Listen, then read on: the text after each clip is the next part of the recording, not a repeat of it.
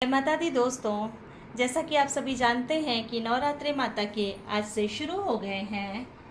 ऐसे में सबके मन में विचार आता है कि कलश स्थापना कैसे करें, जवारे कैसे बोएं। तो इसकी विधि मैं आप सबको विस्तार से बताने वाली हूँ। वीडियो में अंत तक बने रहें और अच्छा लगे तो लाइक, शेयर और चैनल को सब्सक्राइब ज़रूर करें। आगे मैं आपको बताने जा रही हूँ कलश स्थापना के लिए क्या तैयारियां करनी है। सबसे पहले एक मिट्टी का कलश लेंगे, उस पर हमें स्वास्तिक का निशान बनाना है। यह शुभ चिन्ह होता है जो हिंदू धर्म में हर पवित्र जगह पे लगाया जाता है।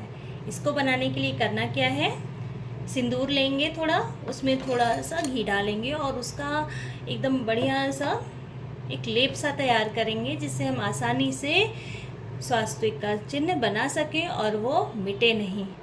जी हाँ, इस तरह से सिंदूर में थोड़ा घी मिलाया और देखिए इस तरह से एक हमारा चंदन तैयार हो गया कह लीजिए। इसको फिर कलश पे लेंगे, इस तरह से स्वास्तिक का निशान बनाएंगे। ये लिया, ऐसे किया, और स्वास्तिक का चिन्ह तो आपको सबको आता होगा बनाने। ध्यान देने योग्य बात यह है कि बीच में एक बिंदी दे करके फिर उस बिंदी पे ही सारे जो लाइन्स हैं उन्हें मिलाएंगे। इसे काटेंगे नहीं कहीं से भी। इस तरह से मैं फटाफट से बना के आपको दिखाती हूँ।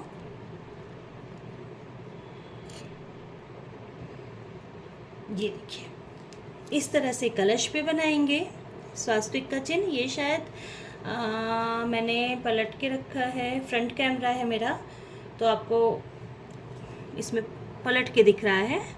आप नेट से डाउनलोड कीजिएगा, उसमें आपको प्रॉपर दिखेगा, है ना, चिन्ह कैसे बनाते। इसी तरह मिट्टी का जो पात्र होगा उस पर भी स्वास्तिक का चिन्ह बना लेना है हमको। इसके बाद क्या करना है, हम जो कलश के ऊपर पान के पत्ते रखेंगे, पल्लव रखेंगे, उस पर भी हमें इस तरह से इसी से हमें टीका लगा देना है, कर लेना है ना, क्योंकि पवित्र चीज़ करने जा रहे हैं तो हर जगह से चंदन करेंगे। इसके बाद क्या करना है, इसके बाद आपको करना ये है, ये जो हमने ये लिया है कलश, इस पर 9 बार हम धागा बांधेंगे, रक्षा सूत्र। 1 2 9 बार क्यों बांधते हैं, क्योंकि 9 देवियाँ होती हैं। 9 देवियों के नाम पर 9 बार कलावा बांधा जाता है।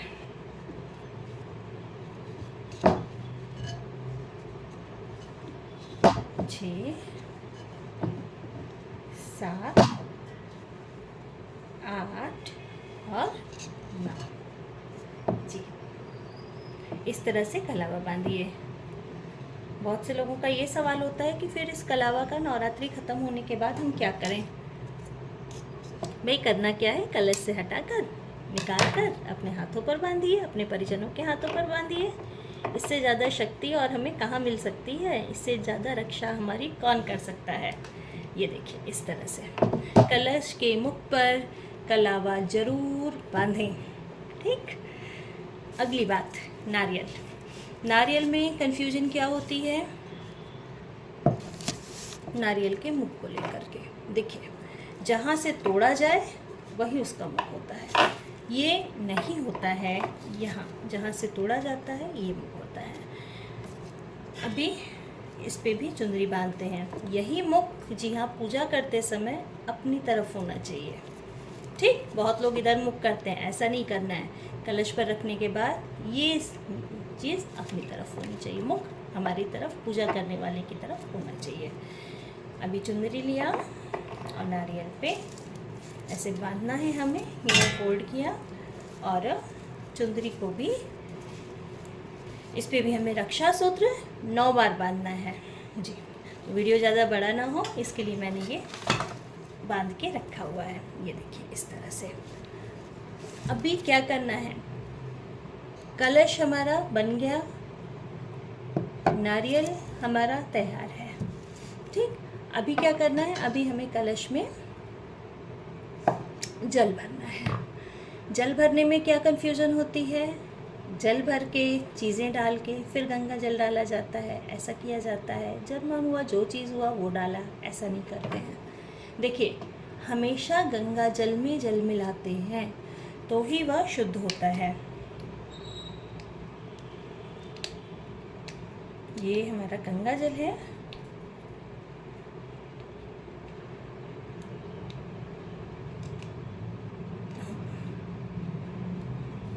पहले थोड़ा गंगा जल लेंगे, इसको कलश में डालेंगे। दिख रहा है आपको ये? हाँ जी, कलश में पहले गंगा जल डाला। ठीक है, कलश पहले से ही धुलकर साफ करके पानी भर के थोड़ी देर रख लेंगे। पहले चेक कर लेंगे कि लीकेज तो नहीं है, कहीं से लीक ना कर रहा हो तो ही वो कलश इस्तेमाल कीजिए, क्योंकि इसका जल पूरे 9 दिन चलना है। उसके बाद तब तक चल सके, लीक ना हो, इसके लिए ही हम पहले इसे चेक कर लेंगे। फिर अच्छा कलश रहेगा तब ये काम करेंगे। जी हाँ, तो पहले गंगा जल डाला, गंगा जल के बाद फिर इसमें हम जल डालेंगे। स्वच्छ जल एकदम होना चाहिए, क्योंकि पूजा के लिए देवी माँ का आवाहन करने जा रहे हैं, इसके लिए यूज़ करना है। तो गंगा जल डाला, गंगा जल के बाद कलश के पूरा गले तक कह लीजिए जल डालेंगे। उसके बाद क्या करना है, क्या क्या पड़ता है ना, ऐसा सवाल होता है। कलश का मुख पानी भर देने के बाद, ये देखिए पूरा पानी भरने के बाद अब हमें इसमें डालना है हल्दी की एक गांठ, सुपारी गोली पूजा वाली, 2 जोड़ा इलायची का, 1 लौंग, दुर्वा, थोड़ा सा मीठा बताशा मैंने लिया है, थोड़ा सा डालते हैं इसमें,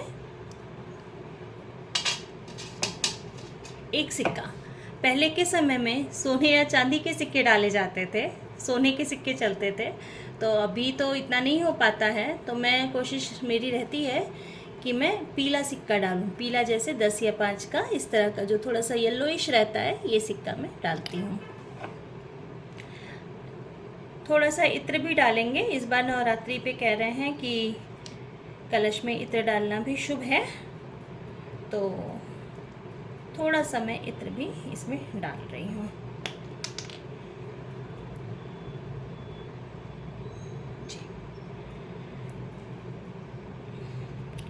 अभी क्या करना है, जो हमने ये पल्लव तैयार किए थे, इनको हमें कलश में रखना है इस तरह से। देखिए कलश थोड़ा सा, पल्लव मेरा बड़ा, डंडी बड़ी हो रही है। एक कैंची ज़रूर लेके बैठिएगा, क्योंकि बार बार कोई न कोई पैकेट्स काटने हो रहे हैं, कुछ करना हो रहा है तो उठना पड़ता है, तो बार बार उठना ना पड़े इसके लिए कैंची। ये किया, उसके बाद क्या करेंगे, एक पात्र लेंगे जो चावल से भर के रहे, है ना, जिसमें चावल भर लें। बहुत से लोग क्या करते हैं, ये डाला इसी में ही नारियल डाल दिया, तो ऐसा नहीं किया जाता है। इस पर एक पात्र रखते हैं चावल से भरा हुआ अपने कलश पर, ऐसे देखिए पात्र रख के फिर जो है हमारा जो नारियल है मुख अपनी तरफ करके इस पे रखना होता है इस तरह से। अभी मैं जब स्थापना करूँगी तो देवी जी के सामने रखूँगी, अभी आपको बता दिया इस तरह से आपको रखना है, तो ये आपका कलश तैयार हो जाएगा। अब इसके बाद क्या है, बीज कैसे, जौ कैसे लगाएं, है ना, दूसरा क्वेश्चन आता है। तो इसके लिए एक पात्र लेंगे, अगेन पात्र पर स्वास्तिक बनाएंगे, थोड़ा टीका लगाएंगे। हर काम अच्छे से विधि के हिसाब से होना चाहिए, तो सारा करेंगे। भाई हमारी माता रानी जो घर आ रही है, ये देखिए 7 बार 9 बार अपनी इच्छा अनुसार आप टीका करें। इसके बाद क्या करेंगे, मिट्टी लेंगे, साफ मिट्टी होनी चाहिए। आप कहीं पार्क से, कोई भी साफ जगह से आप मिट्टी ले सकते हैं। मैंने पात्र मंगाया था, मुझे पात्र के साथ ही मिट्टी मिल गई थी, तो मैं वही मिट्टी यूज़ कर ले रही हूँ। ये देखिए थोड़ी मिट्टी डालेंगे पात्र में।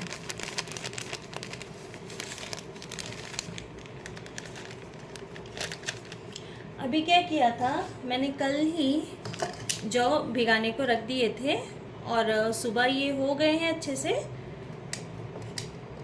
तो मैंने इनको छान के एक कपड़े में निकाल के रख लिया है। ये देखिए, ठीक। तो फूले हुए जौ हैं तो आसानी से अंकुरित हो जाते हैं।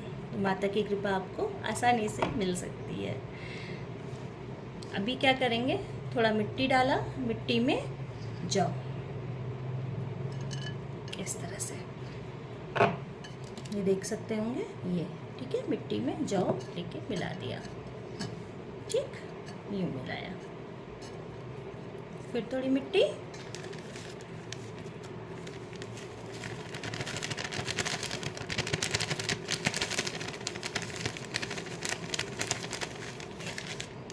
थोड़ी मिट्टी डाली और थोड़ा जौ मिलाया, यूँ।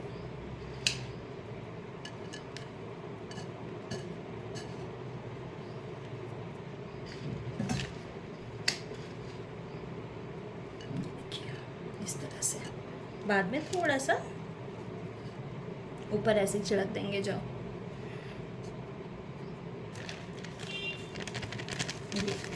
बीच में थोड़ा गहरा होना चाहिए क्योंकि हमें हमारा कलश रखना है इसी के बीच में, है ना। ये देखिए इस तरह किया, थोड़ा सा जल डाल के, क्योंकि एकदम मेरी मिट्टी ड्राई है तो थोड़ा सा इसमें जल डाला और इस तरीके से हमने, ये देखिए कर लिया।